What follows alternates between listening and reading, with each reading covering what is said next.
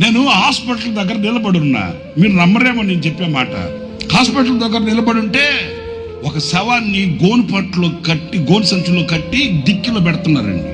నేను చూడలేక అడిగాను వాళ్ళని, ఏంటండి అంటే, ఏమండి వీళ్ళ అబ్బాయిలు వీళ్ళంతా లండన్లో ఉంటారండి, ముసలాయన ఇక్కడ ఉండేవాడు చచ్చిపోయాడు, ఆయన చూసుకోమని మమ్మల్ని పెట్టారు, మేము జీతగాళ్ళమే, ఆ ముసలాయనకి బాగా చచ్చిపోయాడు, కొడుకులకు ఫోన్ చేసి చెప్తానంట, మేము రావడానికి ఇప్పుడు కుదరదు, మాకు సెలవులు ఇవ్వరు, మేము రావడానికి కుదరదు, మీకు డబ్బులు పంపిస్తాము, ఆ కార్యక్రమాన్ని మీరు దహనం చేసే కార్యక్రమాన్ని మీరే చేసేయండి అని చెప్పారంట. ఎవరు? కొడుకులు.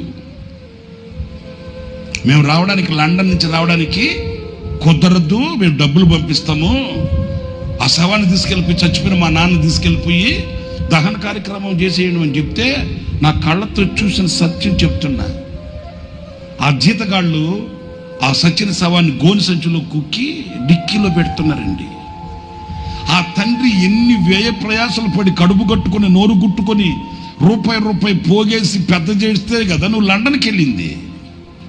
ఈరోజు ఆ లండన్ నుంచి వచ్చి కడచూపుగా ఆ తండ్రిని చూచే ఆ చూపు కూడా వాళ్ళు, ఆ చూపుకి కూడా నోచుకోవట్లే. ఇదిగో ఇది దీని కొరకు అమ్మని ప్రయాసపడింది.